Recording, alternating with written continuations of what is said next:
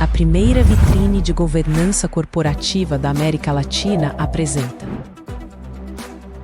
Bom, boa noite, pessoal. Apesar desse tema longo, né, de falar de metodologia ágil, eu resolvi contar o meu case atual, o produto que eu cuido na Claro. Quantas pessoas aqui já rebobinaram uma fita de filme? Nem sabe o que é, né? Eu sei. Eu também não sei não, tá? Não é da minha época, não. Locadora, pagaram multa porque entregaram sem rebobinar a fita. Tá. E depois da fita veio o quê mesmo? DVD, né? Vocês lembram quanto tempo demorou para migrar da fita para o DVD? Lembram? Não? E depois do DVD a gente veio o Blu-ray, né? Lembram a diferença? Quanto tempo demorou de mudar do DVD para o Blu-ray? Não? Ninguém? Nem lembra do Blu-ray, né? Ah, lembra, né? Pô. Depois do Blu-ray veio o streaming, né? Quanto tempo demorou para surgir o streaming depois do Blu-ray? Menos tempo ainda, né? O que eu quero trazer com essa provocação para vocês? Nós, de fato, estamos vivendo o que Cristal, o que Sidney comentaram, que é a mudança cada vez mais rápida nesse mundo analógico em transformação digital. Você pode passar? Eu estou sem o... Ah, tá aqui. É isso aqui? Ah, porra, obrigado. Bom, antes de começar, eu queria trazer 3 frases que eu gosto muito de 3 pensadores que são inovadores nesse sentido. Um é o Steve Jobs, que é: a maior invenção do mundo não é a minha tecnologia, é a morte, pois através dela o velho dará sempre lugar ao novo. A gente deu vários exemplos de morte de produtos, né? O VHS, o DVD, o Blu-ray, o streaming em algum momento deve morrer também. Nietzsche também traz o seguinte: uma inovação, você fica sossegado quando você encontra nela algo antigo. Todo mundo aqui ficou sossegado quando entendeu que o DVD era igual à fita VHS, só não precisava rebobinar.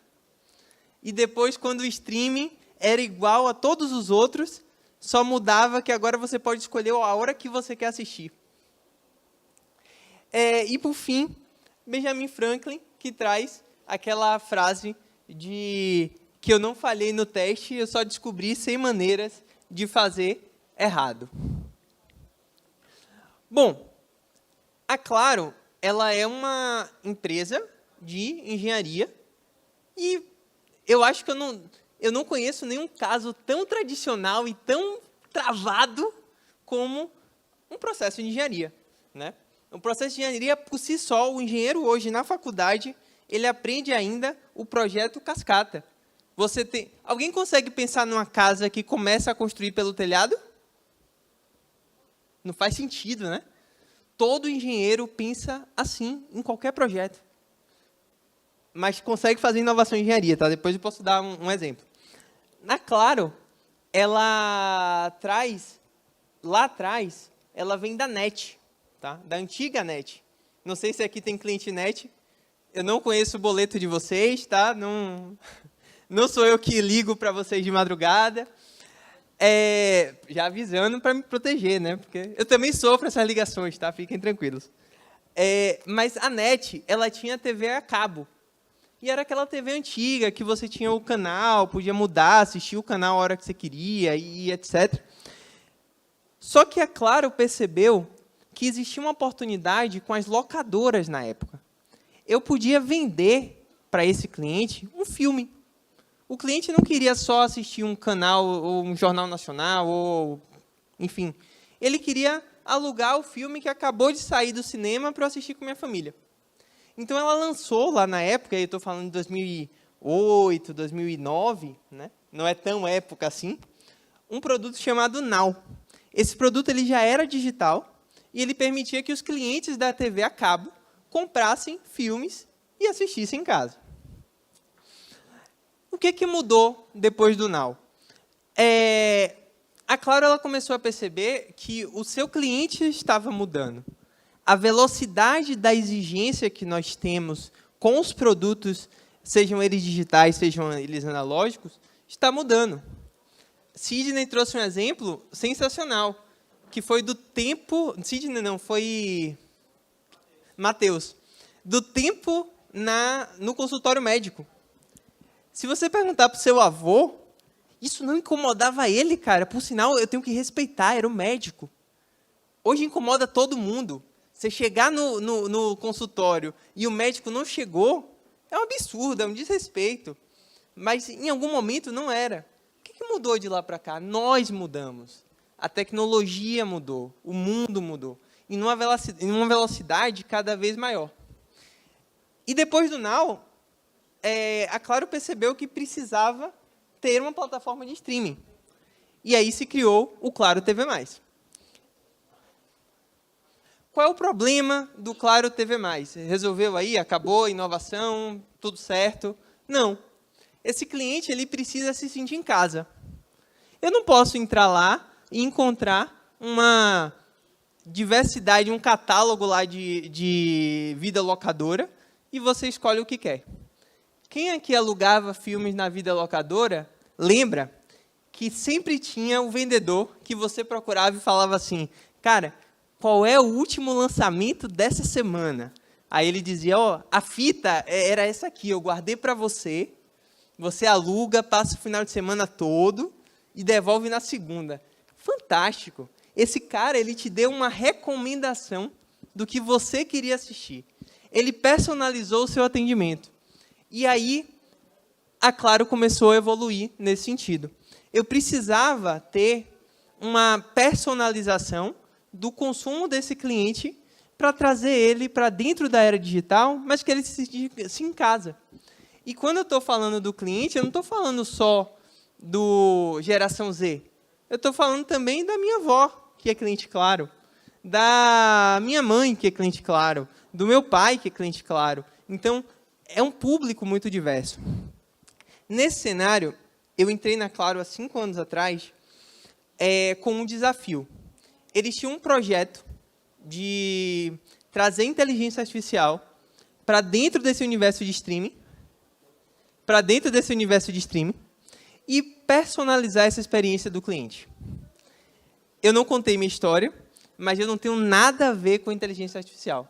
Eu sou formado em computação, fiz mestrado em genética, fiz doutorado em genética e não tinha nada de inteligência artificial. Aí encontrei um doido que me deu uma vaga de inovação. Eu até mandei mensagem para ele hoje agradecendo isso, a oportunidade, né?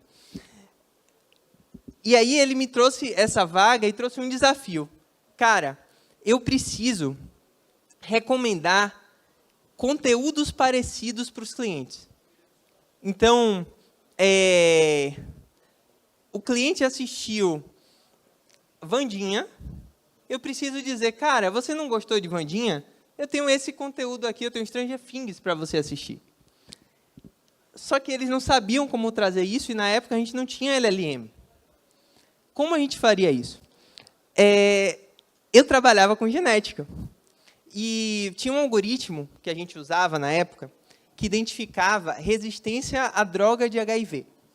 O cara que tinha tratamento de HIV, está em tratamento de HIV, ele tem um cenário que ele cria resistência ao remédio. E a gente consegue, pelo vírus, dizer, médico, esse coquetel não é legal. O coquetel que você tem que usar para esse paciente é o X. E isso vai dar uma sobrevida muito maior para esse paciente. Então, eu disse assim, cara, DNA é texto. Conteúdo é texto.